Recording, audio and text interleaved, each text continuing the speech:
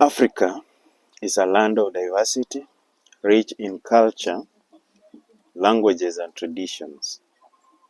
Yet this diversity, which ought to be a source of strength and unity, has often been turned into a weapon of division. Tribalism and ethnic politics remain among the greatest threats of democracy and sustainable development in African states. From the colonial legacy that sowed ethnic suspicion to post-independence regimes that weaponized identity for power, Africa's political journey has been painfully shaped by ethnic manipulations. Tribalism has become a shadow that haunts every election, every policy decision, and every leadership transition. Politicians exploit ethnic identity not to unite because of national progress, but to secure selfish political positions. Communities are reduced to political ladders, their loyalty traded for temporary favors, while development remains a distant dream. We therefore explore how tribalism and ethnicity have derailed democracy and development in Africa, how ethnic leaders have misused their communities for personal gain, and offers concrete recommendations on how African citizens and communities can rise above the ethnic manipulation for greater good of their continent.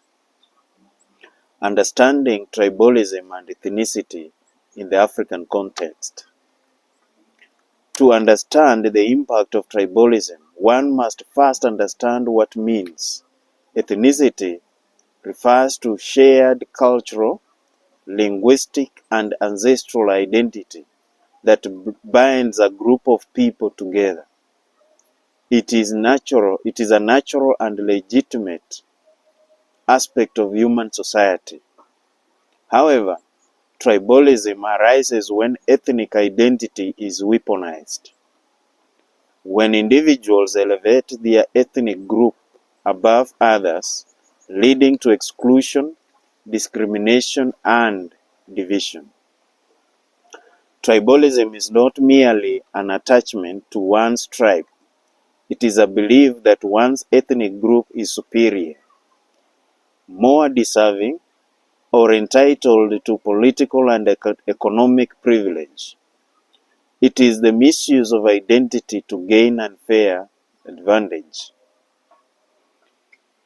In pre-colonial Africa, ethnic groups coexisted relatively peacefully, bound by trade, intermarriage, and mutual respect. Colonial rule changed this balance by classifying Africans alongside tribal lines, favoring certain ethnic groups over others, and sowing seeds of mistrust. These divisions persisted after independence, evolving into political tribalism, where leaders build ethnic empires rather than national unity. The historical roots of ethnic politics in Africa.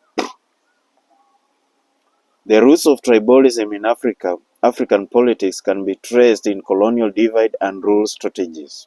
European powers such as Britain, France, and Belgium categorized Africans by tribes and manipulated these divisions to maintain control.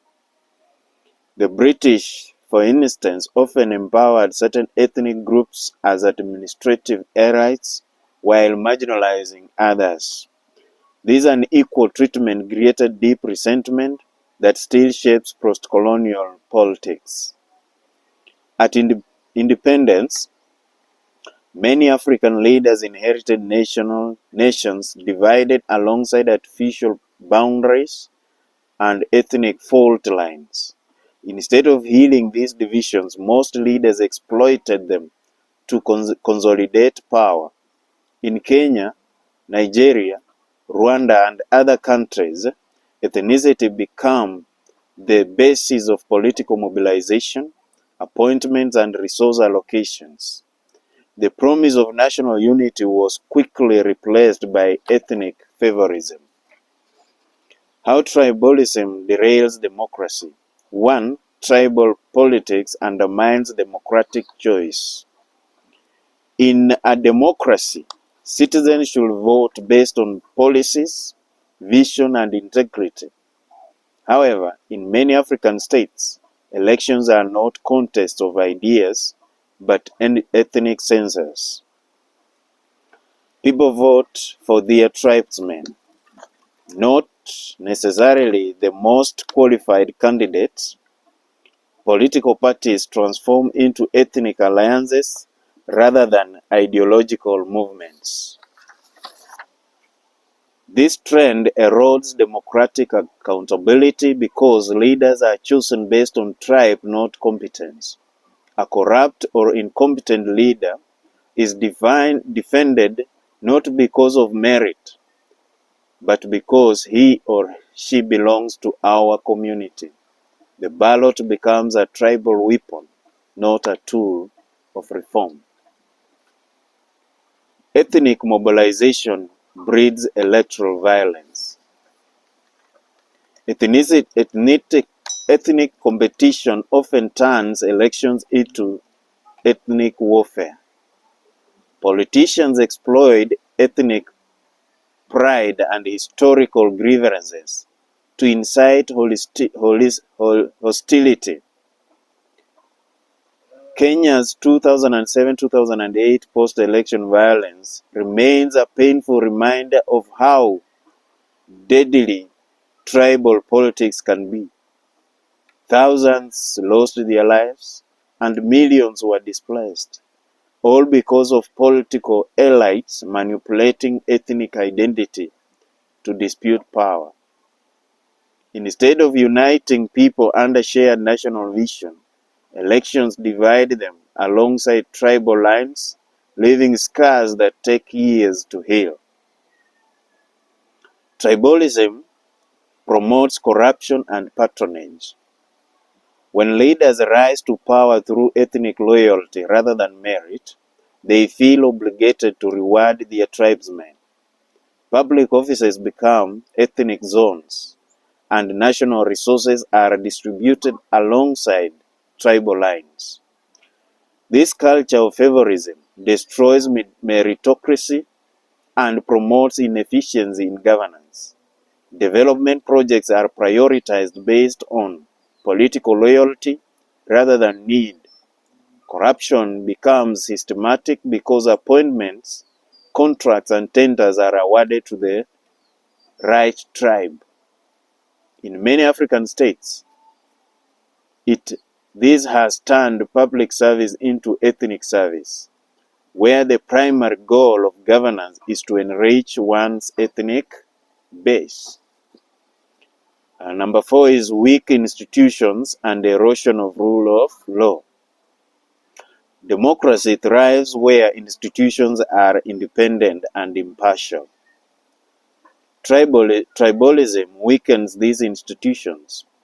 Courts, police, and public service becomes politicized and ethnicized. When justice is viewed through tribal lenses, confidence in national institutions collapses. Citizens no longer see themselves as equal under the law. Instead, they believe that power belongs to our tribe, and justice favors those in power. This mentality cripples democracy and breeds apathy among citizens. How tribalism derails development. 1. Unequal distribution of resources. Ethnic politics distorts resources allocation.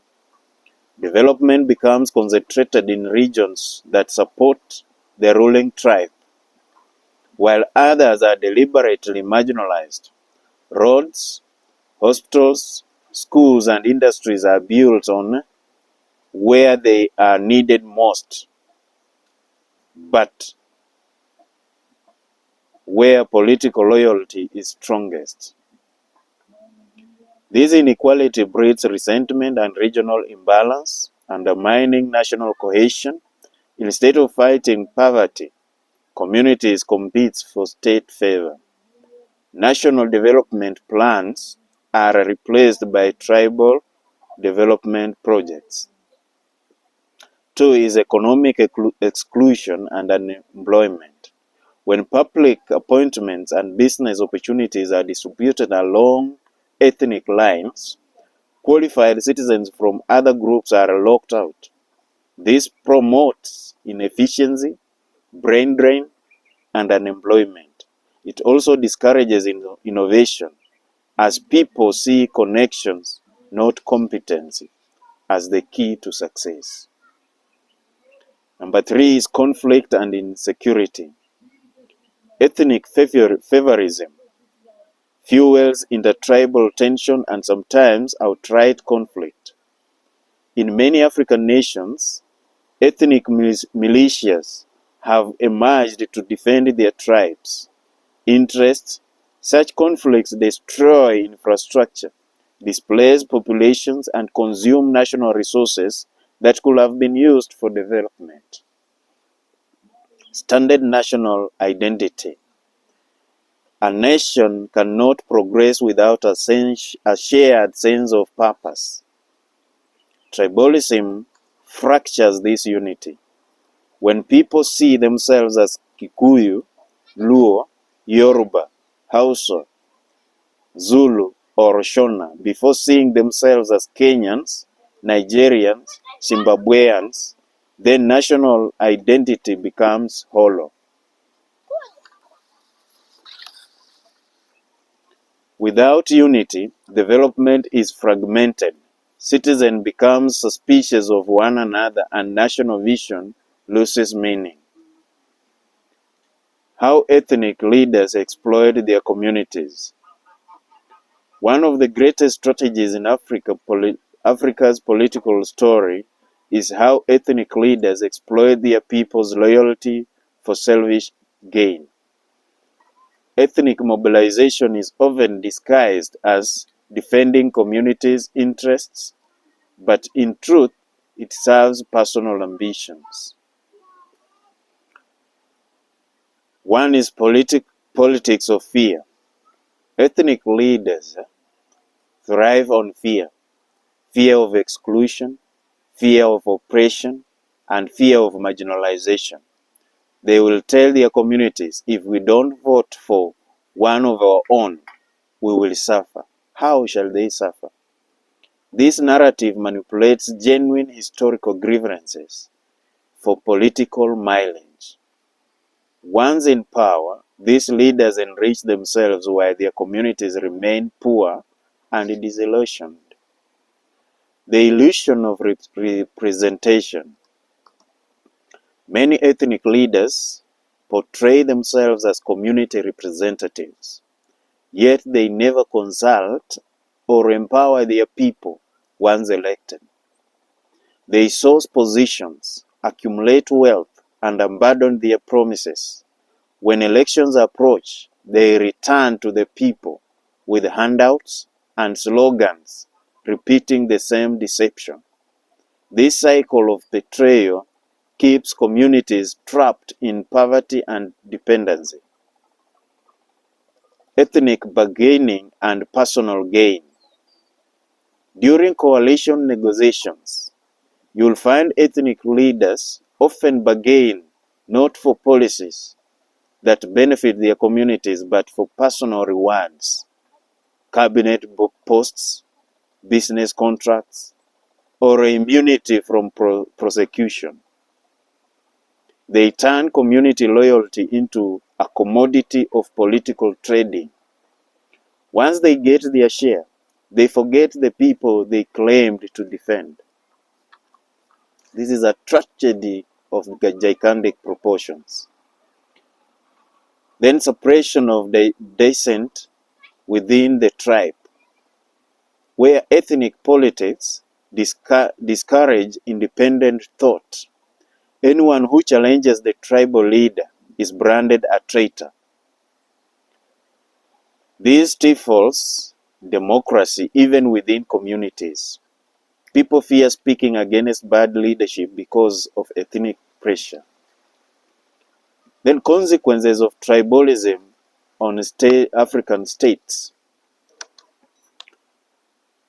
The effects of tribalism is visible in nearly every African nation, from political instability in South Sudan to election violence in Kenya, from corruption in Nigeria to nepotism in Uganda.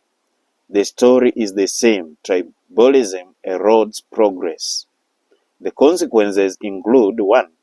Persistent poverty despite abundant resources, cycles of political violence and displacement, distrust in institutions and leadership, youth disillusionment with politics, brain drain and declining patriotism. A continent blessed with talent and potential remains stuck in underdevelopment, not because of lack of ideas, but because of moral and ethnic blindness. The way forward, how to overcome tribalism and ethnic politics. 1. Promote civic education and political awareness. Communities must be educated to understand that political power should serve the nation, not the tribe. Civic education should teach voters to judge leaders by their integrity, competence, and vision, but not their surname or ethnicity. Young people, especially, must learn that their future depends on issue-based politics, but not ethnic alliances. Then strengthen the national institutions. Independent and fair institutions are the antidote to tribalism. Electoral bodies, courts, and public service commission must be insulated from political interference. Recruitment and promotion should be merit-based to restore faith in the system. Encourage inter-ethnic cooperation. Government and civil society should promote programs that foster intertribal cooperation through education, exchanges, sports, cultural events, and economic partnerships. When people work together, prejudice fades and unity grows. Enforce law against hate speech and ethnic incitement. Politicians who incite ethnic hatred must face legal consequences. No one should be above the law. Tolerance and respect should be enshrined in both the Constitution and social practices. Then reward issue-based politics. Communities should support leaders who prioritize development, peace, and accountability. Ethnic mobilization should only be accepted when it benefits all. For example, to demand equitable distribution of resources, not to gain positions for individuals.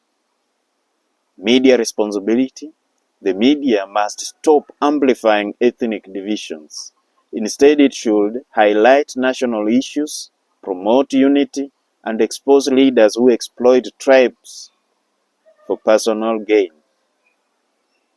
Then leadership transformation.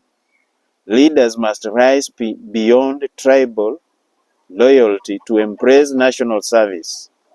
Africa needs visionary leaders who see the whole continent as their community. Leadership training and moral reawakening should be integral to governance. How communities should behave during elections. During elections, communities hold the real power, the power of the vote. Yet too often they surrender it to manipulative elites. Communities must therefore learn to vote for character and vision, not tribe.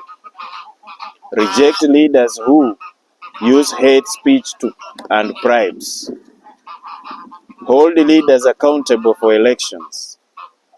Demand collective benefits, not personal favors, from alliance across tribes for national goals. Or rather, form alliances across tribes for national goals. Mobilizing people for political participation is good, but it should be done for collective progress. We are not against mobilizing communities. It is good, but at the end of it, who is it benefiting? Not individual bargaining. When communities unite around shared interests such as jobs, healthcare, education, and justice, they empower themselves. But when they rally behind ethnic champions, they enslave themselves. In a nutshell, therefore, tribalism and ethnic politics remain a cancer of African democracy and development. They have divided nations, destroyed meritocracy, and impoverished millions. Yet this disease is curable through unity, education, justice, and moral courage. Africa's future lies not in the number of tribes it has, but the strength of a shared humanity. The destiny of the continent will be written by citizens who refuse to be manipulated. People who see beyond tribe to the common dream of prosperity, peace, and dignity. It is time for communities to rise and declare, no more shall our ethnicity be used as a weapon. No more shall our vote be sold for personal gain. The new Africa must be built on unity, integrity, and justice, where every tribe contributes to a shared destiny. The power is in the people's hands. Let that power serve the nation, not the tribe.